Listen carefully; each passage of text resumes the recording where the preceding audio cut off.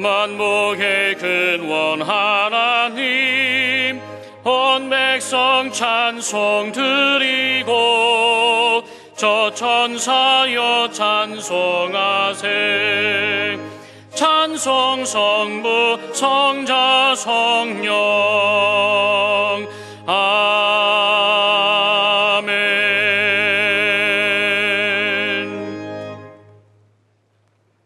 이는 한 아기가 우리에게 낳고 한 아들을 우리에게 주신 바 되었는데 그의 어깨에는 정사를 메었고 그의 이름은 기묘자라, 모사라, 전능하신 하나님이라, 영존하시는 아버지라, 평강의 왕이라 할 것임이라.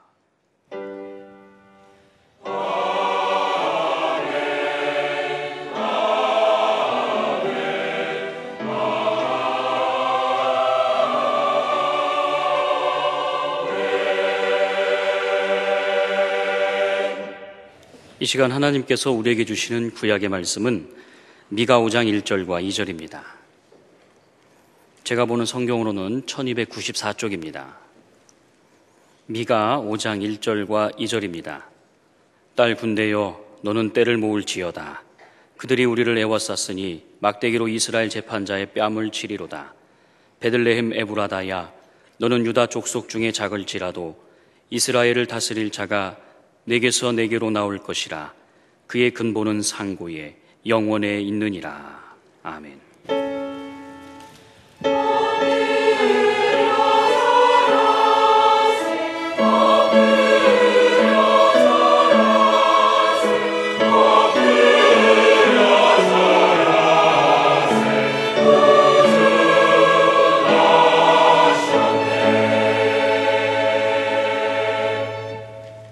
하나님께서 우리에게 주시는 신약의 말씀은 마태복음 2장 1절부터 12절까지입니다.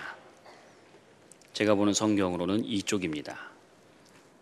마태복음 2장 1절부터 12절까지입니다. 헤롯 왕 때에 예수께서 유대 베들레헴에서 나심에 동방으로부터 박사들이 예루살렘에 이르러 말하되 유대인의 왕으로 나신 이가 어디 계시냐? 우리가 동방에서 그의 별을 보고 그에게 경배하러 왔노라 하니 헤롯 왕과 온 예루살렘이 듣고 소동한지라. 왕이 모든 대제사장과 백성의 서기관들을 모아 그리스도가 어디서 나겠느냐 물으니 이르되 유대 베들레헴이오니 이는 선지자로 이렇게 기록된 바 또 유대 땅 베들레헴아 너는 유대 고을 중에서 가장 작지 아니하도다. 내게서 한 다스리는 자가 나와서 내 백성이 이스라엘의 목자가 되리라 하였음이니이다. 이에 헤롯이 가만히 박사들을 불러 별이 나타난 때를 자세히 묻고 베들레헴으로 보내며 이르되 가서 아기에 대하여 자세히 알아보고 찾거든 내게 고하여 나도 가서 그에게 경배하게 하라. 박사들이 왕의 말을 듣고 갈새 동방에서 보던 그 별이 문득 앞서 인도하여 가다가 아기 있는 곳 위에 머물러 서 있는지라. 그들이 별을 보고 매우 크게 기뻐하더라. 집에 들어가 아기와 그의 어머니 마리아가 함께 있는 것을 보고 엎드려 아기께 경배하고 보배합을 열어 황금과 유향과 몰약을 예물로 드리니라. 그들은 꿈에 헤롯에게로 돌아가지 말라 지시하심을 받아 다른 길로 고국에 돌아가니라. 아멘. 메리 크리스마스. 이제 옆에 계신 분들과 합시다. 메리 크리스마스. 예. 불가사의란 말이 있습니다. 아시죠? 사람의 생각으로 도저히 이해할 수 없는 일 또는 사건 말할 때 불가사의 그렇게 말합니다. 세계 7대 불가사의가 있는데 뭔지 아세요? 시험에 안 나와서 잘 몰라요. 이집트의 피라미드. 지금부터 한 4,000년 전에 그걸 도대체 어떻게 건축했을까? 설계를 어떻게 했으며 측량을 어떻게 했으며 그리고 그 운반을 어떻게 하며 뭐 한치 한 푼의 오차도 없이 어떻게 그렇게 건축했을까? 그야말로 불가사의하지요. 아직도 정확하게 밝혀지질 않았어요. 그런 걸 느껴요. 저희 조상들은 이렇게 엄청난 대사업을 이렇게 했는데 지금 후손들은 영 아닌 것 같아요. 그 피를 물려받았으면 지금 그 나라의 문화, 문명 뭐 이런 것이 뭐 세계를 압도해도 모를 터인데 그렇지도 않은 것 같고요. 또는 저 페루에 가면 마추픽추가 있는데 산 꼭대기에 도시가 건설돼 있어요.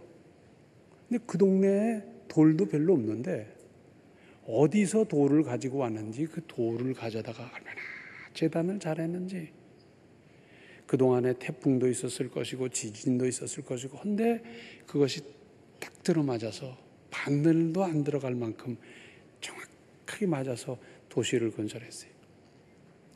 그리고는 어느 날 감쪽같이 없어졌어요. 그리고는 그걸 지금 어떻게 추리해내질 못하는 겁니다. 거기에는 정복자 스페인 사람들이 그 문화 유적 또는 거기 따른 여러 가지 문서 등등을 전부 다 회파해서 없애버린 것도 있겠습니다만은 아직도 그게 밝혀지질 않아요. 그때 무슨 도구를 써서 도대체 이렇게 했을까? 이해가 안 되는 거예요. 중국의 만리장성 정말 대단하지 않습니까? 그런데 나라마다 자기 나라에 있는 게 7대 불가사의에 하나 들어갔다는 겁니다. 그래서 앙코르와트 사오는 거 하면 거기서 들어갔다 그러고 이집트에 가면 피라미드가 들어갔다 그러고 뭐 전부 다 그 소리를 하는데 그걸 다 합쳐놓으면 한 7, 80개는 될 것 같아요. 7대 불가사의가 유네스코에서 정했는데 정확하게 어떤 건지 한번 여러분 알아보십시오. 그런데 이런 모든 것을 합한 것보다 더 불가사의한 일이 있습니다. 하나님의 아들 예수 그리스도께서 이 땅에 오신 일입니다. 한번 생각해 보십시오. 옛날 어느 나라에서 임금이 그 아들을 평민으로 내보내서 농사짓고 평범하게 살게 한 일이 있습니까? 거기다가 주변 사람들이 무슨 잘못이 있으면 그 아들의 이름으로 왕께 구하면 용서를 받을 수 있게 했노라. 그걸 들어보셨어요? 이런 일은 상상할 수도 없습니다. 왕족은 왕족으로서의 그 특권을 지키기 위해서, 귀족은 귀족으로서의 그 특권을 대대손손 지키기 위해서, 양반은 양반으로서의 그 특권을 대대손손으로 지키기 위해서 계승하고 혜택을 누리려고 온갖 방법을 다 써왔더랬지 않습니까? 그런데 왕의 아들을 무슨 평민으로 보내고 농사짓고 살게 하고 무슨 특권 없이 살게 하고 상상이나 되는 일입니까?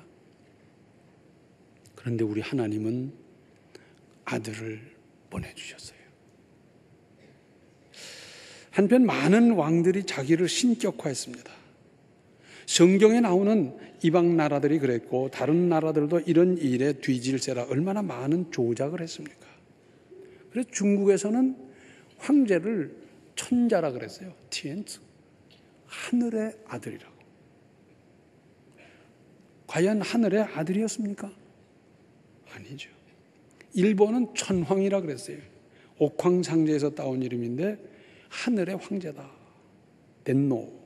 그러면서 현인신이라고. 살아있는 신이라는 겁니다. 그래서 일제 때는 그 황제를 향해서 동방요배를 할 때는 최경례, 90도 경례를 하게 만들었어요. 왜? 현인신한테 절을 하는데 아버지, 어머니께 절하는 정도 가지고 안 된다는 거죠. 그런데 그 현인신은 어떠했습니까? 1945년 8월 15일 미국의 메가드 원수 앞에 가서 항복 문서에 조인하고 떨리는 음성으로 무조건 항복을 발표했습니다. 여기에는 왕이나 황제가 내가 신적인 존재다. 신격화하라 하는 그런 뜻이 있었고 아부하는 아랫사람들이 떠받들어서 신이라고 막 그랬을 겁니다. 그런가 하면 성경에도 사도행전 12장을 보면 헤롯이 자기가 하나님이나 된 것처럼 행세하다가 벌레에게 먹혀서 그날로 죽어버렸어요. 있을 수 없는 일이죠.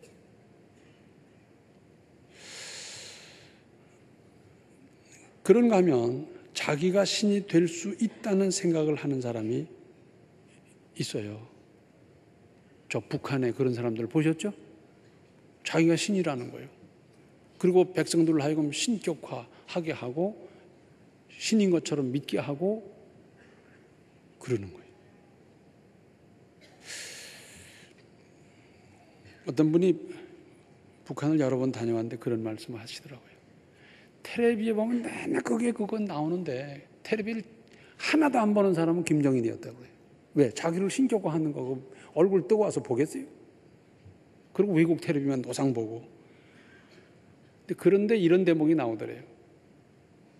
우리로 말하자면 경운기를 몰고 가다가 엔진이 멈췄어요. 날씨는 춥고 쫄쫄 멀어서 뭐 이것 뜯어보고 저것 뜯어보고 맞춰보고 별것 다 해도 아무리 해도 안 돼서 동네 사람을 불렀는데 그랬는데도 안 되고 그러는데 마침 그때 어버이 수령이 지나가다가 이걸 고쳐. 그래서 그걸 고치니까 똘똘똘똘하고 가더라. 뭐 이걸 계속 보내는 거예요. 그러니까 야, 우리 어버이 수령은 이렇게 전능한 분이다. 믿게끔 계속 교육을 하더라 하는 걸 말씀하더라고요. 어떤 사람이 입산하여 수도학위를 10여 년 했습니다. 금식도 하고요, 철야도 하고요, 극기도 하고요, 자학을 하고요, 손에 불을 지르고 이르락 물고 참아가면서 돌을 닦아보기도 하고요, 별것 다 해봤는데 아닌 거예요. 그래서 세상에 나와서 다시 길을 찾았습니다. 이리 가면 길이 있을까? 이리 가면 살까? 이게 도울까? 이게 영원할까? 별 길을 다 찾다가 그리고는 20여 년 만에 어렵게 진리를 터득했습니다. 그 내용은 간단해요. 사람으로서는 스스로 구원을 얻을 수 없고 신이 될 수도 없다는 것이었습니다. 아시겠어요? 사람으로서는 스스로 구원을 얻을 수 없습니다. 사람은 신이 될 수가 없어요. 이 사람은 그나마 깨달았으니 천만다행입니다. 아직도 수많은 사람들이 자력으로 구원을 이룰 수 있고 신이 될 수도 있다는 가설에 속아서 살아가고 있습니다. 돌을 많이 닦으면 천일 기도를 하면 뭐 해가면서 많이 속고 있는데 인생을 낭비하는 겁니다. 얼마나 안타까운 일인지. 예수님은 하나님의 죄 없으신 외아들로서 하늘 보좌를 버리고 죄인의 모습으로 이 땅에 오셨습니다. 일개 왕도 자기 아들을 평민으로 보낼 수 없는데 하나님의 아들로서 보좌를 버리고 죄인의 모습, 인간의 모습을 입고 이 땅에 오셨습니다. 인간이 신이 될 수 없고 사람이 제 힘으로 무슨 수를 쓰더라도 구원받을 수 없는 이 엄연한 사실. 그런데 그 예수님은 죄인의 모습으로 이 땅에 오셨는데 이걸 갖다가 성육신이라 그럽니다. 인카네이션 그러죠. 이 일이야말로 불가사의 중에 불가사의가 아닐 수 없습니다. 왕도 아니고 어떻게 하나님이 사람이 될 수 있습니까? 있을 수도 없고 상상할 수도 없는 일입니다. 그래서 지금도 유대교인들은 예수님을 안 믿어요. 구약은 믿고 하나님을 믿는데 안 믿어요. 왜? 어떻게 하나님이 사람이 되냐는 거죠. 일리는 있어요. 삼리 오리가 없지요. 하나님이 사람이 절대로 될 수 없는 그것을 하신 겁니다. 뿐만 아니라 사람으로서 겪을 수 있는 모든 고난을 다 겪으셨습니다. 가난도, 배고픔도, 뭐 감정 상하는 일, 뭐 이런 거 다 겪으시고요. 마침내 배신의 뼈저림과 참혹한 십자가의 모욕까지 당하셨습니다. 바로 구원하려고 온 그들이 죄인이 의인을 심판하여 죽인 또 하나의 불가사입니다. 그뿐입니까? 인류 최후의 적인 죽음, 죄로 말미암아 인간 세계에 들어온 죽음을 죄 없으신 예수님이 정복하시고 부활하신 것입니다. 인류 역사 이래 죽음을 이긴 사람 보셨어요? 땅속에 들어갔다 다시 나온 사람 보셨어요? 부활, 불가사의한 일입니다. 예수님이 부활하실 적에 예수님의 제자들은 다 도망가 버렸는데 오히려 적대 세력은 그걸 기억하고 있어요. 그 전에 살아난다고 그랬다더라. 그러니까 무덤을 지켜라. 그리고는 혼비백산에서 도망가 버리고 나니까 그들의 입을 막아버리고 돈을 줘가지고선 제자들이 그 시체를 훔쳐갔다고 그래라 하고 했는데, 아니 거짓말과 진리 어떤 게 이기는 겁니까? 예수님이 만약에 그때 부활하지 않으셨다면 지금까지 그리스도교가 생존하겠습니까? 한번 생각을 해보세요. 입막을 하며 거짓말을 하고 막 별짓 다 했는데 그건 금세 드러나고요.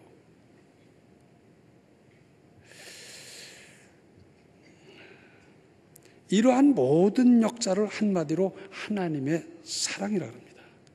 아가페 그러죠. 이건 사람이 흉내낼 수 있는 것도 아니고 모방할 수도 없고 비슷하게 연극할 수도 없는 엄청난 은혜입니다. 누가 사랑하는 아들을 구원받을 가치도 없는 사람을 위해서 보내주며 그 죄값을 대신 치러주며 이걸 누가 할 수 있어요? 누가 할 수 있어요? 또 사람으로서 한다 하더라도 구원이 이루어질 수 없어요. 왜? 죄값은 죄 없는 분이 치르는 거지 죄인은 죄값을 100번 치러도 다른 사람의 죄값을 대신 할 수가 없어요. 아가페. 예수 그리스도의 십자가로 이루신 구원, 그 대단한 건데. 하늘 보좌를 버리고 이 땅에 오셨고 사람과 같이 사시다가 그 끔찍한 십자가를 지시고 또 그리고 부활하셨고 이렇게 된, 그래서 그분을 믿고 구원을 받는다는 거, 이건 대단한 일인데, 그런데 어떻게 구원받을 수 있습니까? 믿음입니다. 믿음이면 됩니다. 믿으면 구원받습니다. 이것은 다른 말로 표현이 안 돼요. 은혜란 말밖에 표현이 안 되고요. 전적인 하나님의 은혜입니다. 예수께서 이 땅에 오신 걸음은 이렇습니다. 오늘의 신약 본문 1절과 2절에 헤롯 왕 때에 예수께서 유대 베들레헴에서 나시매 동방으로부터 박사들이 예루살렘에 이르러 말하되 유대인의 왕으로 나시니가 어디 계시냐? 우리가 동방에서 그의 별을 보고 그에게 경배하러 왔노라 하니. 유대인의 왕으로 오신 분을 찾아 유대 나라의 왕도에 온 것은 당연한 일인데 이 동방 박사들이 도대체 누구냐? 예로부터 수많은 학설들이 있어 왔습니다. 그분들은 천문학자일 거다. 그분들은 뭐 어디서부터 왔을 거다. 며칠 걸렸을 거다. 별별 학설들이 많이 있어요. 좌우간 이방 나라에 지체 높고 학문이 깊은 사람들이 먼 길을 떠나 여기에 이른 것이면 틀림없습니다. 자, 값비싼 보물을 바치기 위해서 가지고 왔어요. 당시에 여행을 한다는 것 자체가 모험입니다. 왜?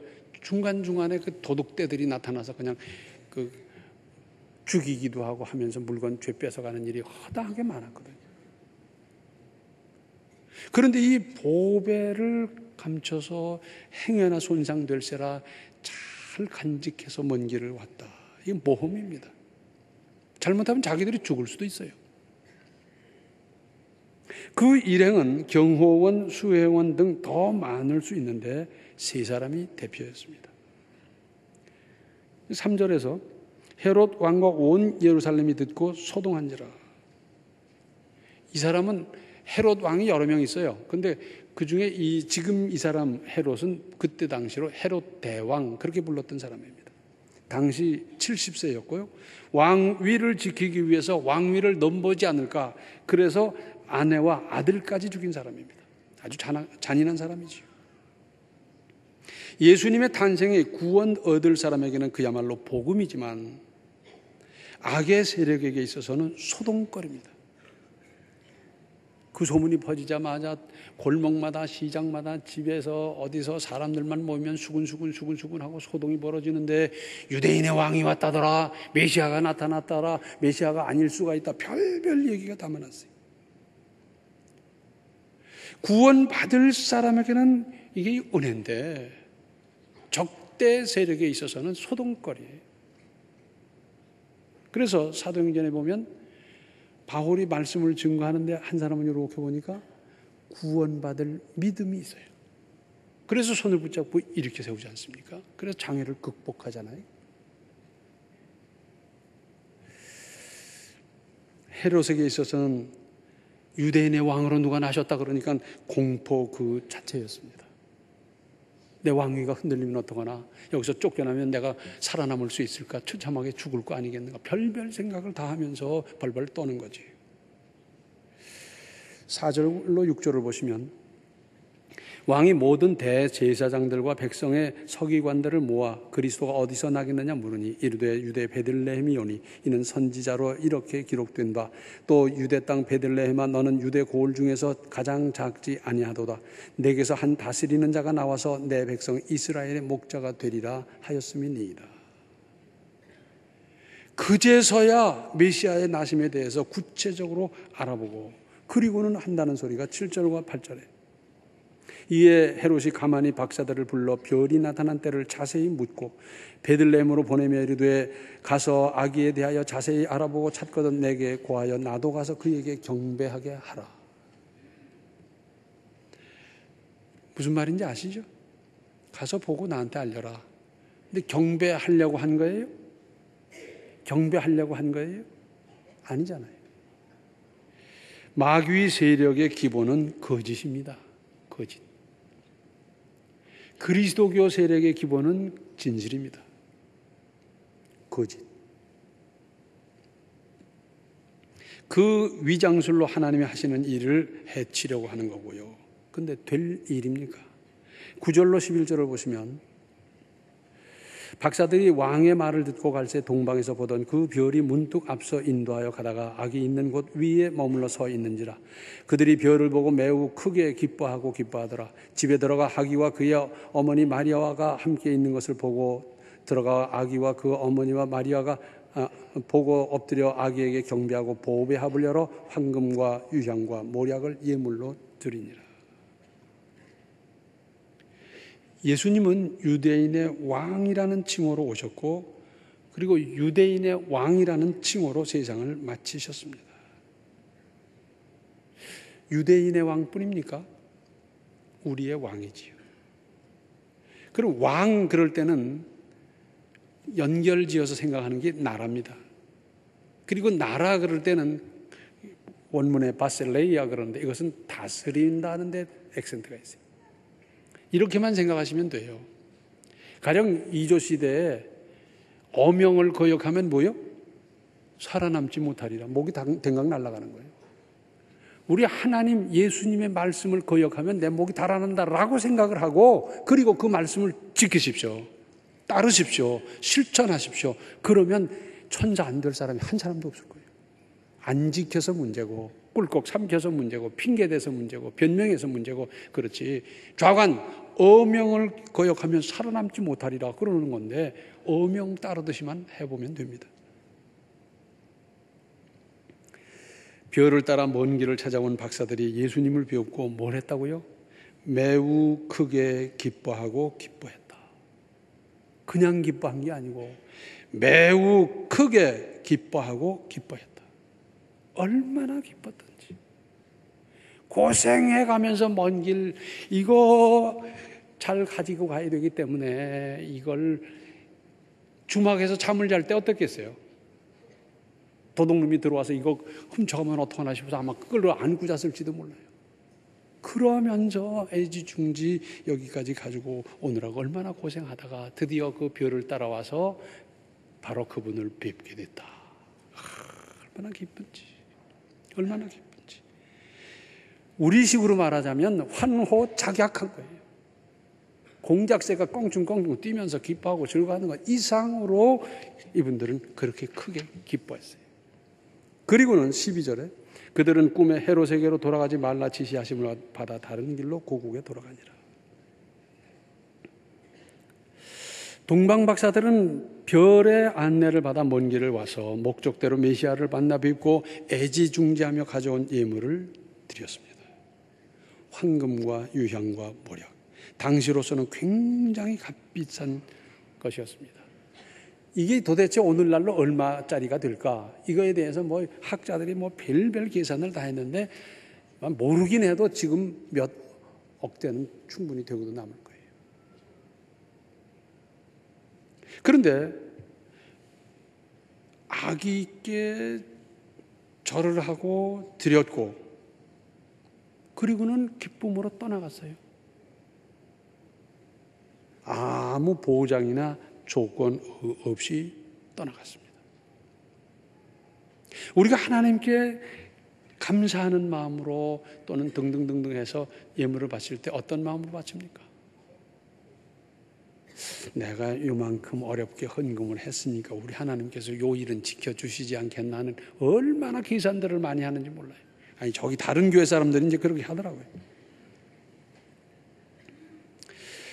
자, 이렇게 바쳤으니까 우리가 가는 길을 안전하게 보장해 주십시오. 우리와 우리 후손들에게 대대손손 복을 주십시오. 앞으로는 우리 범사를 형통케 해 주십시오. 그거 없었어요. 대가성이라고 하는 것은 생각하지도 않고 떠나갔는데 헤롯이 베들레헴 이제 떠나가고 나서 헤롯이 암만 기다려도 안 오거든. 야, 이거 그냥 갔구나. 그리고는 베들레헴 인근에 살고 있는 2살 아래 남자 아기들을 모두 죽이라고 했습니다. 그런데 이 예수님의 가족들 요셉과 마리아에게 있어서는 천사들이 한 발 먼저 나타나서 알려줬어요. 그래서 급히 애굽으로 피신을 가고 그리고 헤롯이 죽을 때까지 거기 있다가 왔어요. 근데 이때 받은 예물로 예수님 일행이 애굽에서 살아가는데 생활비로 요긴하게 쓰였다는 또 학자들의 이야기가 있습니다. 누가복음 2장에 보면 예수님 탄생 소식은 베들레헴 들판에서 양을 지키던 목자에게 한밤중에 나타나서 알려주셨어요. 그들이 와서 또 경배했죠. 근데 누가 더 먼저일까? 여기에 대해서도 학자들이 또 털이 연구를 하는데 대체로 목자들이 1번이었을 것이다. 그리고 이 동방 박사들이 2번이었을 것이다. 이렇게 이제 추측을 합니다. 이게 정설이지요.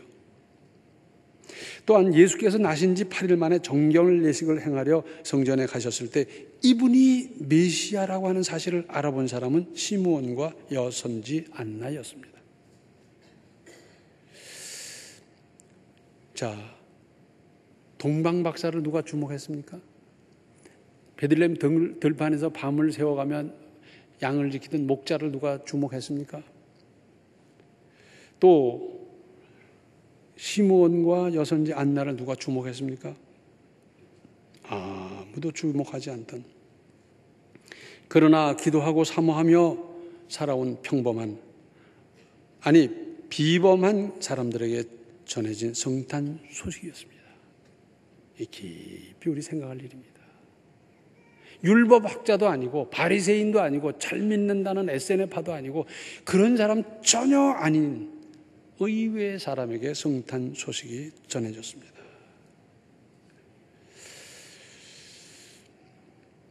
예수님은 오시는데, 다시 오시는데 나만 모르고 있다면 이게 어떻게 되는 거겠습니까? 예수님의 오시는 소식을 제일 먼저 들어서 미처 정리하지 못한 죄가 있다면, 정리할 게 있더라면 더 정리하고 예수님을 만나야 되지 않겠습니까? 성탄, 인류 최대의 불가사의한 하나님의 은혜 중에 은혜입니다.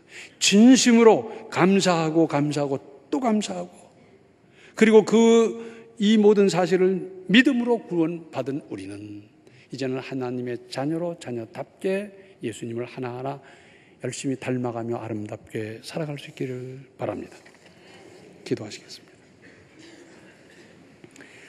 은혜로우신 아버지 하나님, 어떻게 죄 없으신 아들을 보내주셨습니까? 어떻게 순종하며 이 땅에 오셔서 사람이 겪을 수 있는 모든 끔찍한 것까지 다 겪으셨습니까? 마침내 죽음을 이기고 부활하셔서 부활의 첫 열매가 되시고 우리에게 이 희망을 주셨습니다.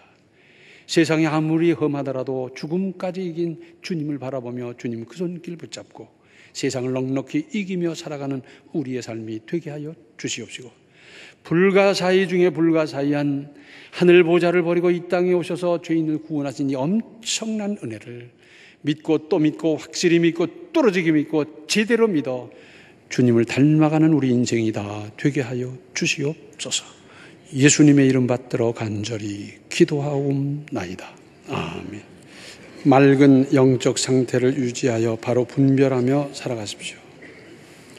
지금은 생명의 주로 오신 아기 예수 주님의 구원과 하나님 아버지 아들까지 아끼지 아니하시고 죄인을 위해서 보내주시는 그 아버지의 사랑과 성령의 감화, 감동, 충만, 교통하심이 주님을 믿고 맞으며 주님과 함께 살며 주님이 이겼던 세상을 우리도 이기며 살기로 작정하며 나아가는 모든 성도들 머리 위에 이제로부터 영원토록 함께 계시기를 간절히 축원하옵나이다.